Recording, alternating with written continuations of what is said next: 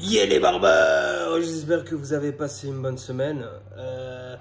Alors, je vous explique, là je suis dans le shop, on a fermé, je suis en train de me faire un gros rangement de mon matos. Donc je vous montre vite fait mon matos, hein. Là je suis en train de tout nettoyer, tout ranger, mon poste.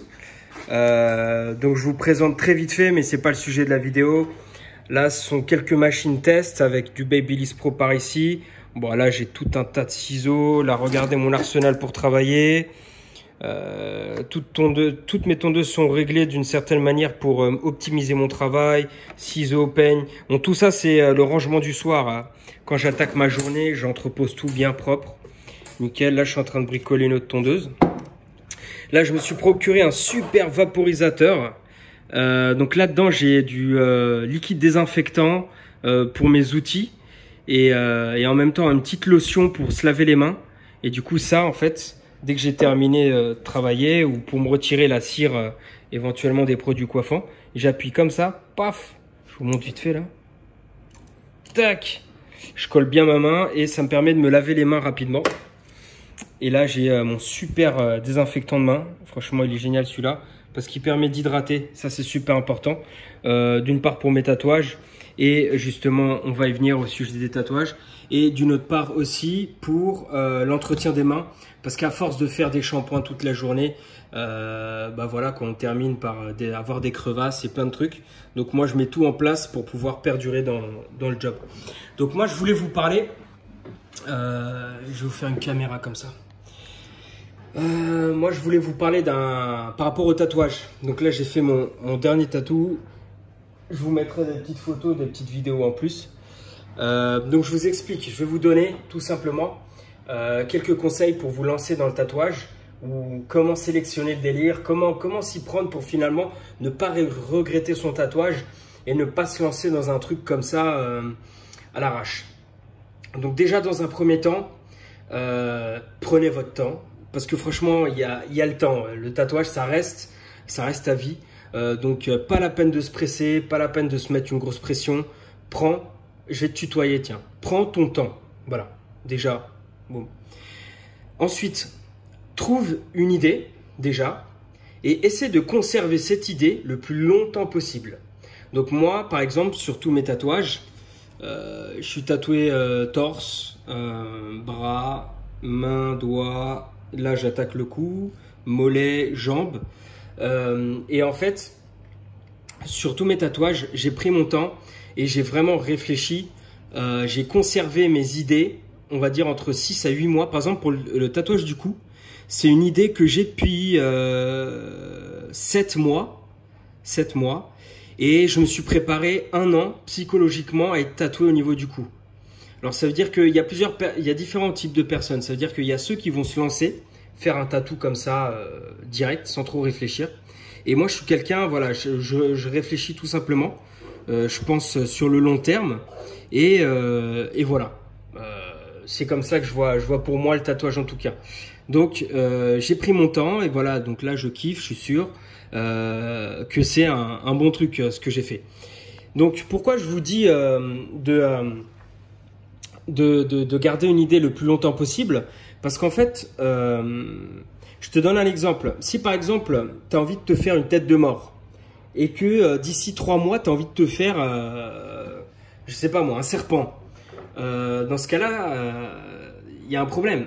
Parce que si tu t'es tatoué la tête de mort alors que maintenant tu veux un serpent, t'es niqué. En fait, ce qui se passe, c'est que nos goûts changent. Donc il faut patienter et être sûr de ce qu'on veut réellement. Donc c'est pour ça que là par exemple, avant d'attaquer l'autre partie du cou, je vais attendre un peu parce que ça se trouve je vais avoir d'autres idées encore meilleures d'ici quelques mois ou même quelques années, qui sait. Donc prends une idée, essaie de la garder le plus longtemps possible. Si au bout de 8 mois par exemple, tu as toujours la même idée, toujours la même envie, toujours le même kiff, dans ce cas-là c'est bon, tu peux te lancer tranquille. Moi c'est ce que j'ai fait personnellement. Donc déjà, voici mon premier conseil, le plus important pour le tatouage, hein. Prends ton temps, trouve bien ton idée et ensuite matérialise tes idées avec ton tatoueur. Super important de trouver un bon tatoueur. Alors, un bon tatoueur, ça veut pas forcément dire le mec le plus chaud sur Instagram qui a des millions d'abonnés et qui t'envoie des vidéos de ouf. Non, il faut garder les pieds sur terre. Déjà, ton tatoueur analyse son travail, sa spécialité. Discute avec lui aussi pour voir le côté relationnel. Service client, c'est le plus important. Parce qu'il y a beaucoup de tatoueurs, maintenant avec les réseaux sociaux et tout, ça va très vite. Ils postent leur taf, ils ont des abonnés et voilà, tu vas leur proposer un truc, ils vont limite te boycotter. Donc, trouver quelqu'un humain, trouver quelqu'un qui va vraiment se pencher sur ton idée et essayer de l'adapter au mieux, et trouver aussi quelqu'un qui s'adapte à ton planning pour tes dispos. Voilà. Et quelqu'un aussi qui peut s'adapter à ton style de projet, même si c'est pas forcément son style à lui. Voilà. Très important. Donc, trouver quelqu'un qui t'écoute. Et en gros, voilà, un tatoueur, ça se choisit. Franchement, ça se choisit tout simplement. Parce que c'est le mec, il va te balancer de l'encre sur la gueule, il va te tartiner la gueule pendant des heures. Donc, tu as intérêt à avoir quelqu'un de confiance à côté de toi, quelqu'un avec qui il y a un minimum de liens et de connexion. Voilà. Une fois que tu as trouvé ton tatoueur, bah, discute du projet, vois avec lui si c'est possible, voilà, tout simplement. Parce que moi, par exemple, plus d'une fois avec mon tatoueur Rise Tattoo, Horizon, j'arrive avec une idée, on essaie de la mettre en place et de la matérialiser, et finalement, il n'y avait pas assez d'espace pour pouvoir la mettre comme on voulait. Donc voilà, le tatouage, ça se discute, ça se met en place petit à petit, mais une fois de plus, prenez votre temps. Voilà, prenez votre temps. Ensuite, autre point, l'argent. Les tatouages, c'est cher. Donc, va pas non plus te mettre dans le rouge juste pour te faire un tatouage. Moi, par exemple, mes premiers tatous, ce que j'ai fait, c'est qu'à côté de mes études, j'avais trouvé un petit taf comme ça. Je travaillais en boîte de nuit et ça me permettait en fait de ramener un peu d'argent. Et cet argent-là, je l'économisais pour me payer les tatouages. Parce que justement, je voulais pas mettre dans le rouge l'argent que je mettais de côté pour d'autres choses. Donc voilà, détail aussi important, hein, ne va pas te ruiner pour des tatous. De toute façon, t'as tout. Franchement, il faut garder un truc à l'essentiel, c'est que tu as toute ta vie pour faire tes tatouages. Donc voilà. Bah voilà, tout simplement cette vidéo. Là, je vais pas rester 3 heures à t'expliquer ma vision du tatouage, mais là, je t'ai donné déjà un petit conseil intéressant à analyser et à prendre en compte avant de te lancer dans le tatouage ou pour te lancer dans le tatou, tout simplement, prendre ton temps. Et voilà. Il y a beaucoup de. Pourquoi je fais cette vidéo? Parce qu'il y a beaucoup de personnes en fait qui me parlent de mes tatouages, qui me disent ouais, tu peux faire une vidéo explication tes tatous, pourquoi tu as fait ci, pourquoi tu as fait ça. Alors, dernier point par rapport à ça justement, faut savoir qu'au début, j'ai commencé avec ce tatouage qu'on m'a foiré. On me l'a fait à l'envers en fait. À la base, c'est un A et on me l'a fait comme ça vers le bas. Donc voilà, super l'expérience. Ensuite. Un tatouage que j'ai ici, c'était l'un de mes premiers et la meuf, elle avait tellement pas appuyé qu'au bout de 2 semaines, il s'était barré. Donc on va dire que j'ai vécu de mauvaises expériences au début dans l'univers du tatouage. Donc voilà, petit à petit, après j'ai rencontré la bonne personne, donc Horizon, mon pote tatoueur, et voilà, et on a repris les projets ensemble et tout.